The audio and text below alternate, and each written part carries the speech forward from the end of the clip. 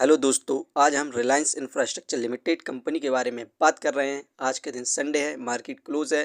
जैसा कि आप सभी लोगों को पता है, यहाँ पर रिलायंस इंफ्रास्ट्रक्चर में मंडे से ट्रेडिंग स्टार्ट होने वाली है और इस कंपनी से यहाँ पर अपडेट भी निकल कर आ रही है, जिसके बाद हमें इस कंपनी में बाय सेल होल्ड क्या करना चाहिए और कंपनी का नेक्स्ट टारगेट प्राइस कहाँ तक जा सकता है, सभी के ऊपर बात करने वाले हैं। तो आइए वीडियो को स्टार्ट करते हैं। दोस्तों, रिलायंस इंफ्रास्ट्रक्चर लिमिटेड कंपनी का शेयर प्राइस 173 रुपये 20 पैसे चल रहा है। यहाँ पर इस कंपनी में मंडे से ट्रेडिंग देखने को नहीं मिल रही है। वहीं पर 6 महीने में इस कंपनी में शानदार गिरावट देखने को मिली 57.72% की। यहाँ पर 6 महीने के अंदर गिरावट हुई है। 6 महीने पहले इस कंपनी का शेयर प्राइस 409 रुपये 65 पैसे था। इस कंपनी से जो भी अपडेट निकल कर आ रही हैं उन सभी को हम एक एक कर देखते हैं। दोस्तों, अनिल अंबानी की कंपनी रिलायंस इंफ्रास्ट्रक्चर में यहाँ पर 4 दिनों से ट्रेडिंग क्लोज है। यहाँ पर सेबी के द्वारा अचानक इस कंपनी की ट्रेडिंग बंद कर दी गई थी। यहाँ पर ये ट्रेडिंग इंसॉल्वेंसी रिसोल्यूशन प्रोसेस और इंसॉल्वेंसी एंड बैंक्रप्सी कोड के तहत यहाँ पर इस कंपनी में ट्रेडिंग बंद कर दी गई थी, जिसके बाद इस कंपनी में यहाँ पर इन्वेस्टर के 9 करोड़ 44 लाख करोड़ के शेयर फंसे हुए हैं।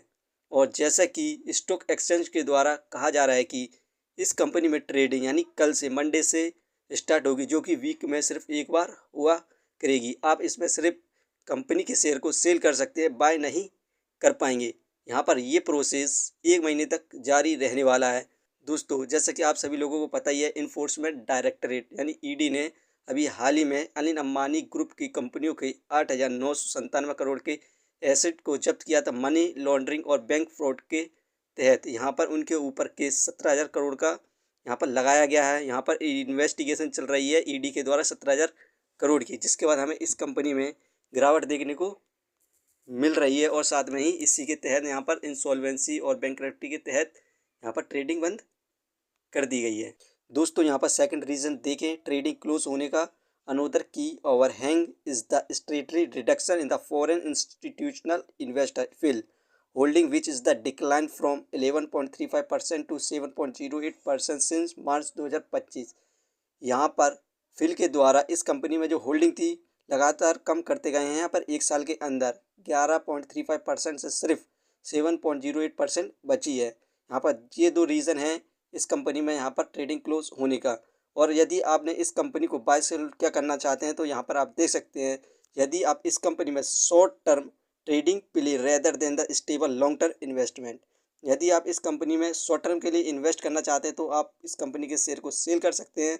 यदि आपने कंपनी में लॉन्ग टर्म के लिए इन्वेस्ट किया हुआ है तो आप इस कंपनी को होल्ड कर सकते हैं। लॉन्ग टर्म में इस कंपनी के द्वारा हमें ज़बरदस्त रिटर्न देखने को मिलेंगे। वहीं पर इस कंपनी को हम फंडामेंटली देखें तो मार्केट कैपिटलाइजेशन 7,088 करोड़, जो कि इस कंपनी की मार्केट कैप फिलहाल कम है। डेप्थ ऑफ इक्विटी 0.34 इस कंपनी पर डेप्थ है और ये कंपनी यहाँ पर क्वार्टरली प्रॉफिट गेन कर रही है और अपने डेप्थ को रेगुलर कम करती जा रही है। रिटर्न ऑफ इक्विटी 24.27%, ये हमें पर ईयर लगभग 25% के रिटर्न्स प्रोवाइड कर रही है, जो कि काफ़ी अच्छे रिटर्न्स माने जाते हैं।